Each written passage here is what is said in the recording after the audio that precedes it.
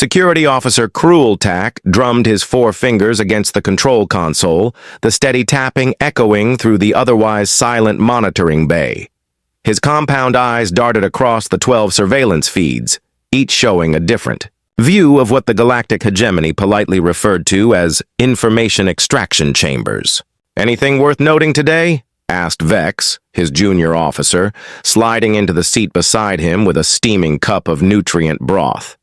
"Same as always," Crueltack replied, taking the offered cup. The Centurion in Chamber 3 finally cracked. The rebel in Chamber 7 still clings to the hope his government will bargain for his release, and...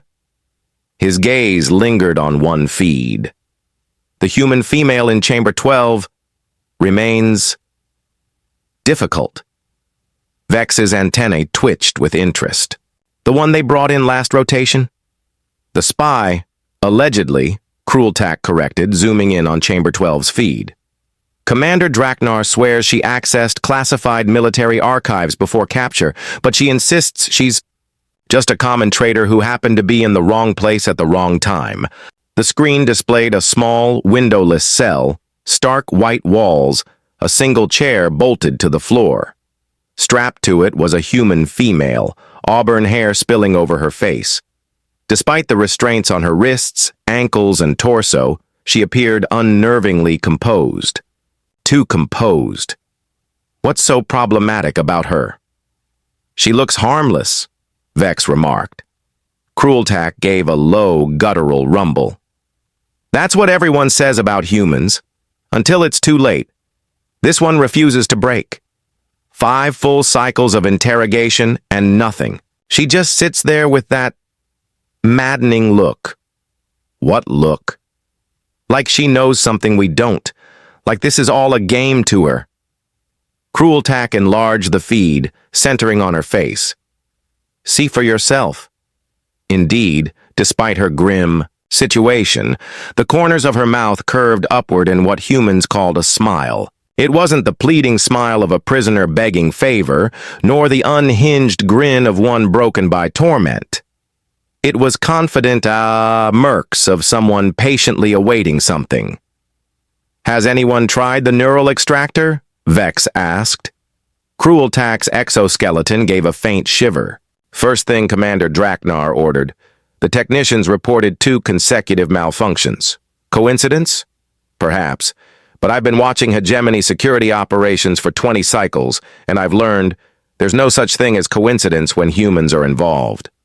Their exchange was cut short by the hiss of the pneumatic door. Commander Draknar himself stepped in, his massive frame blotting out the light across the monitoring station. His carapace gleamed with the red and gold insignia of the Hegemony's elite security forces. "Status report!" he barked, wasting no words. Crueltack straightened at once. "All chambers functioning within normal parameters, Commander.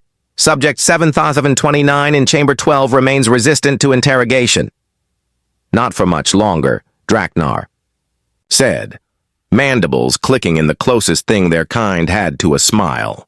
"I've authorized deployment of the new psychoactive compound, formulated specifically for human neural pathways.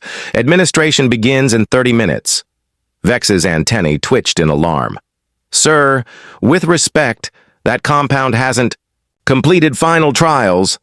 The potential side effects are irrelevant," Draknar cut in sharply. "The High Council demands results. This human possesses intelligence critical to Hegemony security, and I will extract it, by any means necessary." Crueltack hesitated. "Sir, perhaps we should weigh the diplomatic consequences. If she is merely the traitor she claims, then she has nothing to fear from the procedure." Draknar interrupted again. "Prepare Chamber 12. I will personally oversee the interrogation." As the commander departed, Vex turned to Crueltack, antennae pressed flat in unease. "I don't like this. Using untested compounds breaches at least 6 interspecies conventions." "Since when has Commander Draknar cared about conventions?" Crueltack murmured, fingers already dancing over the controls to ready Chamber 12. "Besides, he's convinced this human is a high-level operative. You know how he gets about. Humans because of what happened at Proxima Station." Crueltack nodded grimly. He lost his entire clutch brood in that. Human counteroffensive, he's never forgiven their species on the screen. The human woman suddenly looked directly at the camera and winked. As if she could hear their conversation, Cruel Tack felt a chill run through his exoskeleton. How does she always know where the cameras are? We move them every rotation. Perhaps humans have better visual acuity than our files suggest, Vex offered. Perhaps Cruel Tack muttered unconvinced 30 minutes later. Cruel Tack and Vex watched as Commander Dra Narentered Chamber 12, flanked by 2 security drones and a medical technician carrying a metallic case, the human looked up, brushing hair from her face. With a restricted movement of her shoulder, "Commander Draenor, the problematic human back so soon." "I was starting to think you didn't care anymore," she said, her voice carrying a light, almost playful tone that the translation software struggled to properly convey. Draenor positioned himself directly in front of her human female-designated Mara. "Patel, this is your final opportunity to voluntarily disclose how you accessed the classified Hegemony defense files and to whom you transmitted the data." The human mirror tilted her head, and as I have told you approximately 47 times now, I'm a freelance cargo hauler who was delivering agricultural supplies to your colony on Epsilon Iman X. I didn't access any files I don't even know how to hack.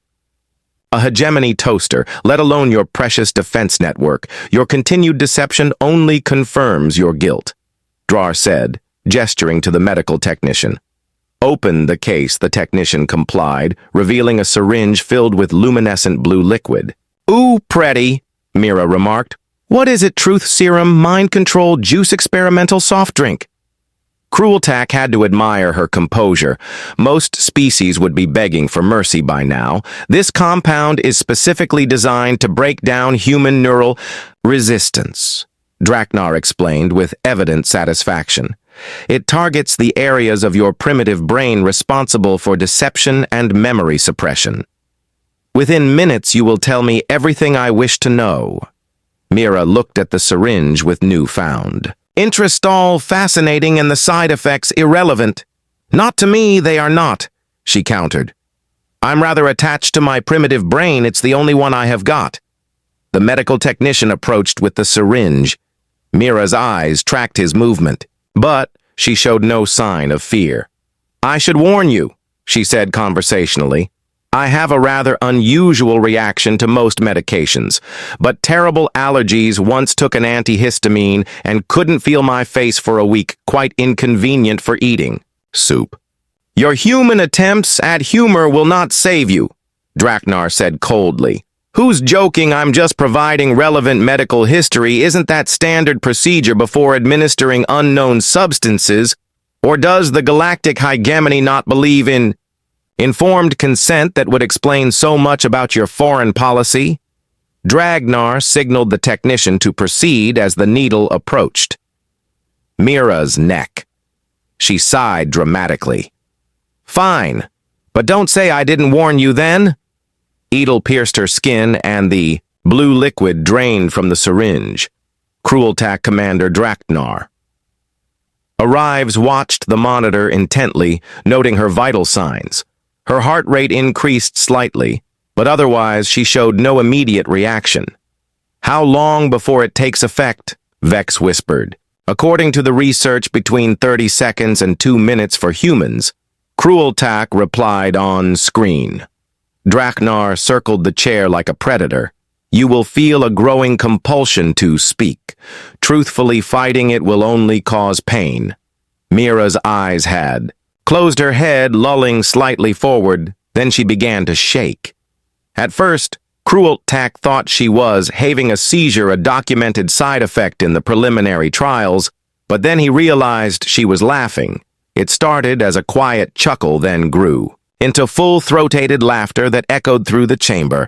Her head thrown back, she laughed and laughed, tears streaming down her face. Draenor's composure cracked. What is happening? Why is she responding this way? The medical technician frantically checked his instruments. Unknown, sir. Her neurochemical readings are confusing. Make her stop. Drar demanded. Mira's laughter subsided enough for her to speak, though giggles still punctuated her words. I'm sorry, it's just you all look so serious and that compound tickles impossible, the technician protested. The compound targets neural pathways, not physical sensations. Well, someone should tell the compound that, Mira replied, breaking into fresh peals of laughter. Drar's patience visibly thinned. Enough. The compound has clearly failed to prepare the neural probes at this. Mira's laughter abruptly stopped. She fixed Draknar with a steady gaze that held no trace of humor. I really wouldn't do that. If I were you, there was something in her tone that made even Cruel Tack watching from the safety of the monitoring room feel uneasy. Draknar, however, was beyond caution. Your psychological tactics are as primitive as your species technician proceed. With neural probe preparation, the technician moved to a wall panel and began typing commands. Mira watched him with almost clinical interest. Let me guess, she said. Those probes will connect directly to my brainstem and allow you to extract information by essentially downloading my memories, cutting edge. Stuff very impressive if you understand the technology, then you understand resistance is pointless, Draknar said. Mira smiled that unsettling smile again. Oh, I understand more than you think, for instance. I understand that your neural probes require an enormous amount of power, more than your standard grid allocation. You will need to divert power from non-essential systems, including some security PR. Blaring throughout the facility, the surveillance screens flickered momentarily. What's happening? Draknar demanded over the communication system. Krult frantically checked the security subsystems at power fluctuations across the facility. Commander, source unknown. Fix it, Draknar ordered on screen. The neural probe apparatus had descended from the ceiling, multiple fine filaments extending toward Mira's head. She didn't struggle or show fear. If anything, she looked expectant, last chance to reconsider. Commander, she said calmly, even as the probes hovered. Inches from her skull proceed, Draknar commanded the technician. The technician activated the final sequence at that exact moment. Every light in the facility went out. The surveillance screens died. Emergency generators should have kicked in immediately, but the monitoring room remained in darkness, complete power. Failure, Vex exclaimed, unnecessarily impossible. Cruel Tack muttered the system. Have triple redundancy when emergency lighting finally flickered on. 20 seconds later, an eternity in security operations. Cruelt immediately brought the surveillance systems back online. Chamber 12's feet appeared on screen. The restraint chair was empty, Drar, and the technician lay unconscious on the floor. The security drones were disabled, their circuitry visibly smoking, and there was no sign of the human lockdown protocol. Alpha Cruel Tax shouted into the communications system. All personnel on alert, Humanscape in progress. Vex stared at the screen. In disbelief, how could she possibly escape? Those restraints are rated to hold creatures 3 times human strength. I don't know, Crueltack admitted, but we need to find her before the monitoring room door slide open. Both officers whirled around weapons. Drawn in the doorway stood Mara Patel, looking remarkably composed for someone who had just escaped from an inescapable restraint chair. She held a Hegemony security badge in one hand, dragged Nar's badge. Gentlemen, she said pleasantly, I'd love to stay and chat, but I have a shuttle to catch. Crueltack aimed his weapon. Don't move, human. About that, Mira said, making no attempt to raise her hands or comply. I disabled the power core for your weapons during the blackout standard issue, Hegemony blasters. They have a remote deactivation feature. For safety. Very responsible design choice. Really, Cruel pulled the trigger. Nothing happened, told you. Mira said, now, I have 2 options for you.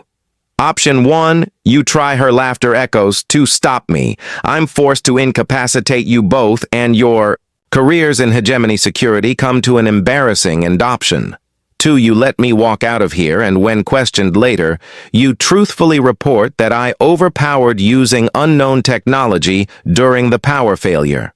Why would we possibly choose option 2? Vex demanded. Because I'm not actually a spy, Mira explained, leaning casually against the doorframe. I really am just a cargo hauler who was in the wrong place at the wrong time. I didn't access any. Defense files, your commander Dragnar made a mistake, one that violates about 17 interrogators laws by my count. Why should we believe you? Cruel Tack asked, though he was already. Considering her words, something about this entire situation had felt wrong. From the beginning, you shouldn't necessarily, but consider this. If I were truly a human operative with the skills to hack your defense network, access your secure facility, and escape your inescapable restraints, why would I still be here talking to you? I'd be gone. It was a compelling point. Then why are you still here? Vex asked. Mira's expression softened slightly. Because I heard you two discussing the situation earlier, you questioned the ethics of using untested compounds. You showed concern about proper procedure that suggests you are decent beings, caught in an indecent system. Cruel Tack and Vex exchanged glances. Also, Mira continued, I need someone to tell the Hegemony what actually happened here. Once I'm gone, Commander, Dragnar Curtinly won't admit his obsession with humans led to this security breach before either officer could respond. A new alarm sounded, this one signaling an approaching security team. Decision time. Gentlemen, Mira said, stepping aside from the doorway. What's it going to be? Cruel Tuck hesitated only briefly before lowering his useless weapon. Go now before I reconsider. Mira nodded gratefully. For what it's worth, I really do just haul cargo. Boota Girl picks up a few tricks when shipping to the less reputable corners of the galaxy. She turned to leave, then paused. Oh, and your neural extractor didn't malfunction. Your texts just don't know how to calibrate it properly for human brainwaves. The frequency should be 783 hertz. Not the 10.5 you were using with that. She disappeared down the corridor. Vex turned to Cruel Tack, his antenna quivering with disbelief.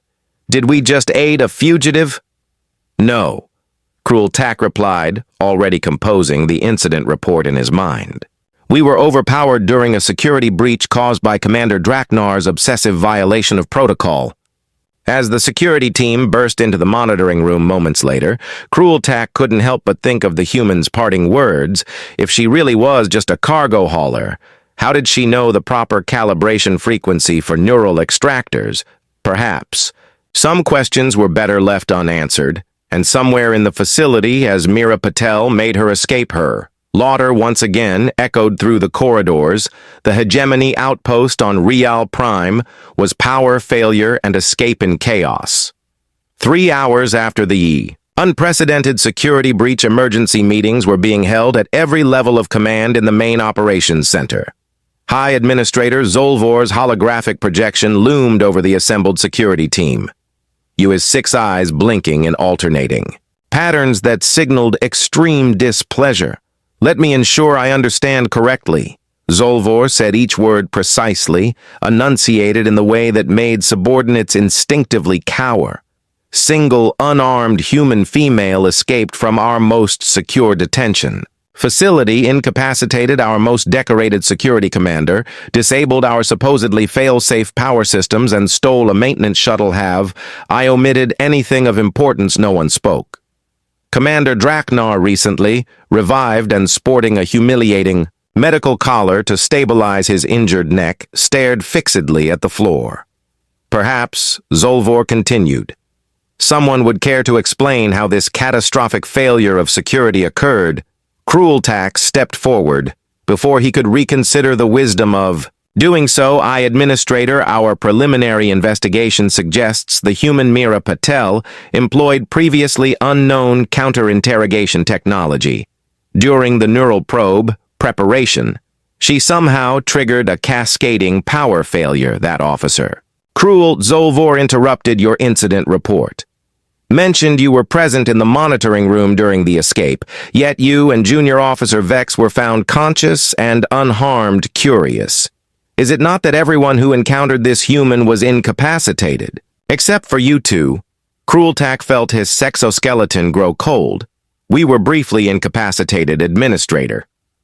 By the time we regained awareness, the human had already accessed the emergency exit corridors. A convenient explanation, Zolvor remarked almost As convenient as the surveillance footage from that period being corrupted beyond recovery, Dreher finally spoke, his voice raspy through the medical collar they helped her escape. They must have. There is no other explanation.